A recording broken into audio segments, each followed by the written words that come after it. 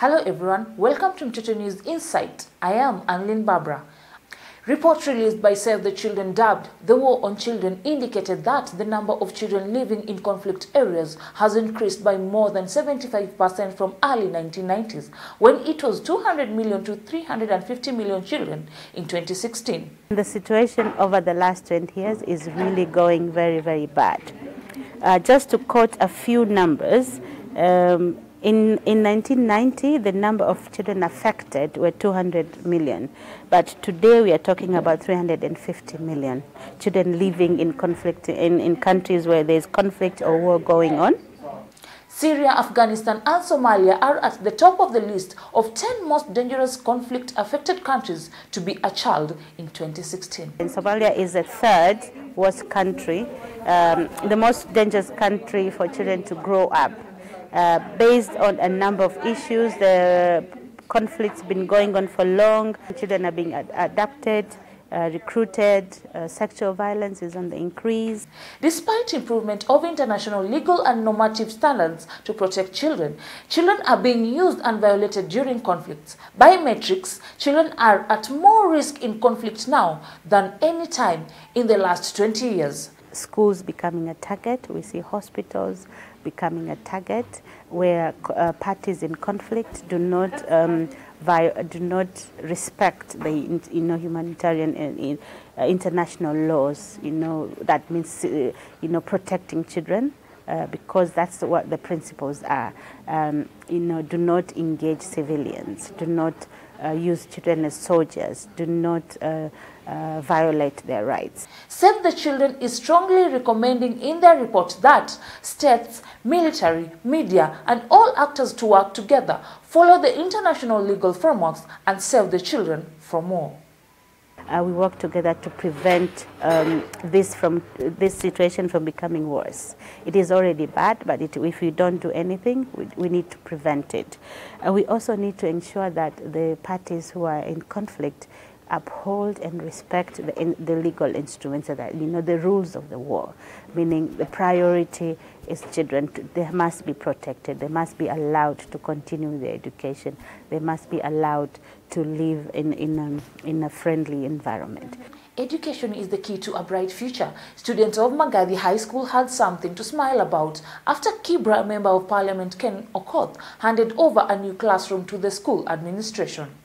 The new school building costed 48 million, a project of National Government and County Development Fund in collaboration with the area Member of Parliament. Education was a key promise in his manifesto to Kibra residents. Among other promises were improving economic environment of Kibra and improving the living environment of Kibra.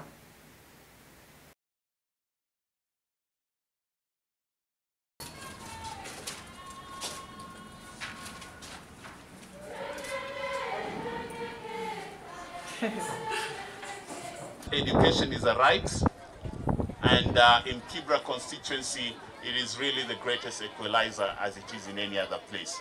Without a chance for education, watoto wetu hawezi kwenda mbali, hawezi fika popote. So education is really the greatest equalizer. It is the most important investment. But it also is important that we have a vision of education that goes beyond access.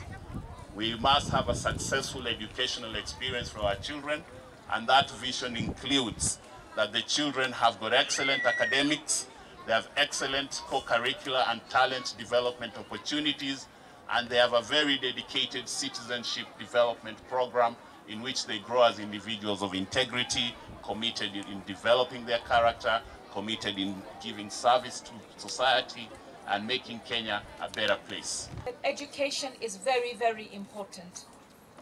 And to recognize the fact that what Ken Okoth has done, and maybe other leaders have also done this, is to recognize that when you have a primary education that is free, and then you have no secondary schools, then we leave our children hanging, and then we wonder why drug abuse, crime, early teenage pregnancies are happening in our society. We need to ensure that every primary school, there is a secondary school to absorb that student and then take her into university or college. The Swedish government on the 14th to 15th February held a summit aimed at finding solutions at ending violence against children. Violence affected millions of children annually and its impacts are largely ignored. During the summit, a number of conclusions had been met to the respective countries. The global community needs to 1. Demonstrate leadership in senior government levels, increase knowledge on prevention and detection, develop and share solutions and best practices to defend integrity of children, invest more on resources to prevent and respond to violence from all relevant sources, place all children, especially the vulnerable, at the agenda of 2030. In addition, World Vision has learnt a lot from these strategies. They have been able to do the following. In the Philippines, a World Vision-led project to reduce the use of children in the sugarcane industry resulted in child labor rates decreasing from 74% to 14% in 3 years. In one community in South Sudan, where nearly everyone knew someone who had been raped or been born of rape, a World Vision campaign to counter prejudice resulted in accepting attitudes increased by 8% in the first year alone. In Armenia, 92% of children are involved in the project, and the vast majority of teachers, who are 85%, and parents, 69%, reported increased knowledge and empowerment towards keeping children safe online. Over 5 years in Cambodia, a World Vision and partner program that used a number of approaches saw child labor rates drop from 53% to 23%. In Kenya, World Vision has been able to rescue girls from encountering violence and equipping them with skills and mentorship, in turn give back to the society. Our guest today, we have Rose to share her story. My name is Rose Chebet from West Pokot.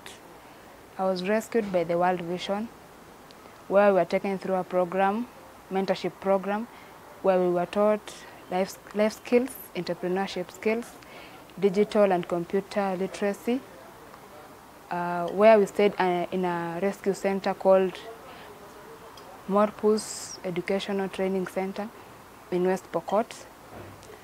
After that, we went for a 6-month program. We were taught different skills and giving back to the society, like teaching, playing with the children, working with the children, basically. After the 6-month program, we were taken to college, where all fees were paid. Then I pursued a diploma course in travel, tourism, and hospitality for 1.5 years. Basically, what I can say is FGM has no benefit at all, and it should end now.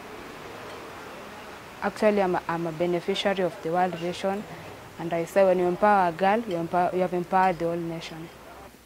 For more stories about children, follow us on Twitter, Instagram, YouTube at Mtoto News. I am Annelyn Barbara. Have a blessed day.